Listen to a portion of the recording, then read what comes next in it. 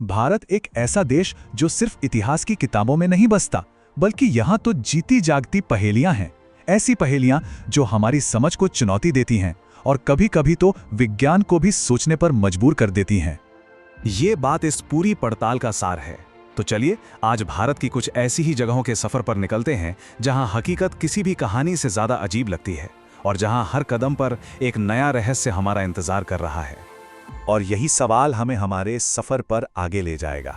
जब तर्क और तकनीक दोनों जवाब देने में नाकाम हो जाते हैं, तब आखिर बचता क्या है? विश्वास, रहस्य या फिर कुछ ऐसा जो हमारी समझ से ही परे है? चलिए पता लगाते हैं। तो सबसे पहले हम चलेंगे उन जगहों पर जहां सदियों पुरानी मान्यताएं कुदरत की कुछ असाधारण घटनाओं के साथ बहुत गहराई से जुड़ी हुई हैं। हमारी पहली पहेली छिपी है कर्नाटक की शालमला नदी के नीचे। सहस्त्रलिंग, जैसा कि नाम से ही पता चलता है, ये एक ऐसी जगह है जहां पानी के नीचे हजारों शिवलिंग मौजूद हैं। और कमाल की बात यह है कि ये सदियों से नदी के शक्तिशाली बहाव के सामने यूं ही अड़े खड़े हैं। अब यहाँ एक बड़ा ही दिलचस्प पहलू सामने आता है। एक तरफ तो ये ठोस शिवलिंग हैं जो असल में मौजूद हैं, और दूसरी तरफ इनसे जुड़ी एक अविश्वसनीय कहानी है। कहते हैं कि विजयनगर साम्राज्य के राजा सदाशिवराय चाहते थे कि नदी का हर पत्थर शिव का रूप ले ले। अब विज्ञान की माने तो ये ग्रेनाइट चट्टानें बेहद मजबूत होती हैं जो पानी के कटाव को आसानी से झेल सकती हैं। लेकिन असली पहेली तो ये है कि उस जमाने में बिना किसी मॉडर्न मशीन के नदी के बीचों बीच पानी के तेज बहाव को चीरकर ये हजारों शिवलिंग तराशे कैसे गए, ये आज भी एक बड़ा रहस्य है। अब चलते हैं असम की खूबसूरत वादियों में, जहां जथिंगा नाम का एक छोटा सा गांव है। और इस गांव में मानसून की कुछ खास रातों में एक बहुत ही अजीब और कह सकते हैं कि डरावनी घटना होती है।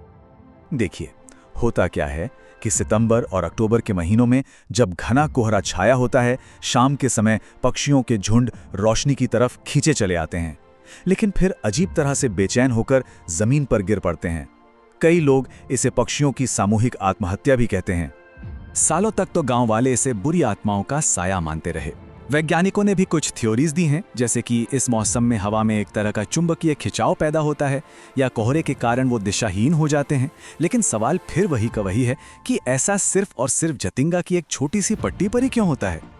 जरा एक ऐसी जगह की कल्पना कीजिए जहां जमीन पानी पर तैरती हो। नहीं, ये कोई कहानी नहीं है, ये हकीकत है मणिपुर की लोकटक झील की, जो अपने आप में एक अनोखा इकोसिस्टम है। और जानते हैं इस जगह को और भी खास क्या बनाता है? इसी झील पर दुनिया का इकलौता तैरता हुआ नेशनल पार्क है। जी हाँ, दुनिया का इकलौता। ये जो तैरते हुए द्वीप है ना, जिन्हें फूमडी कहते हैं, ये इतने बड़े और मजबूत हैं कि सोचिए, इन पर घर बने हैं, स्कूल हैं, बाजार लगते हैं। और यही नहीं, ये लुप्तप्राय संगाई हिरण का आखिरी ठिकाना भी है।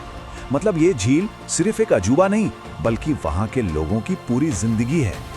तो अब हम चलेंगे कुछ ऐसी जगहों पर जहां कुदरत के नियम और हमारी समझ दोनों को चुनौती मिलती है, जहां जो हम देखते हैं उस पर यकीन करना मुश्किल हो जाता है। चलिए अब धरती पर ही चांद की सैर पर चलते हैं।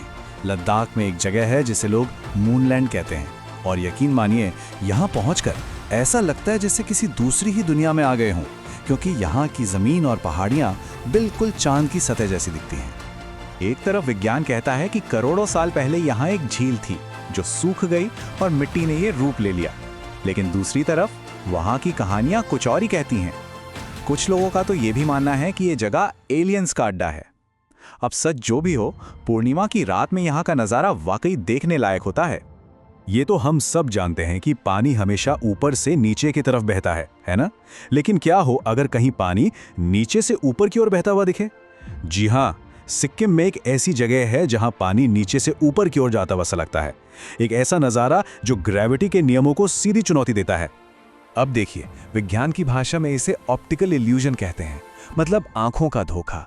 माना जाता है कि आसपास की ढलान की बनावट ही कुछ ऐसी है कि हमें ऐसा लगता है, लेकिन जो लोग इसे अपनी आंखों से देखते हैं ना, उनके लिए ये किसी जादू से कम नहीं होता। अब चलते हैं गुजरात के सुदामा मंदिर, एक ऐसी जगह जहां कहते हैं कि आज की मॉडर्न टेक्नोलॉजी भी काम करना बंद कर देती है। लोगों का विश्वास है कि मंदिर के अंदर कदम रखते ही मोबाइल नेटवर्क गायब हो जाता है और घड़ियां बंद हो जाती हैं। भक्त मानते हैं कि ये कृष्ण और सुदामा की दोस्ती की दिव्य ऊर्जा है। वहीं कुछ लोग मानते हैं कि यहाँ कोई बहुत शक्तिशाली चुंबकीय क्षेत्र हो सकता है। कारण जो भी हो, ये अनुभव अपने आप में अनोखा है।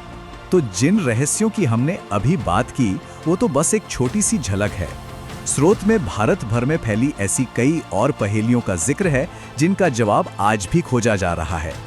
मेरठ का वो मशहूर भूतिया जीपी ब्लॉक हो या कर्नाटक का ताला कावेरी झरना जो साल में सिर्फ एक तय समय पर फूटता है, अंडमान के मिट्टी के ज्वालामुखी, राजस्थान का रामगढ़ क्रेटर या फिर हिमाचल की चंद्रताल झील, ये लिस्ट हमें याद दिलाती है कि भारत के कोने कोने में अनगिनत रहस्य दफन हैं। तो इन सारी कहानियों और पहेलियों के बाद हम आखिर पहुंचते कहाँ हैं? शायद एक ऐसी जगह पर जहां हर सवाल का जवाब मिलना जरूरी नहीं होता।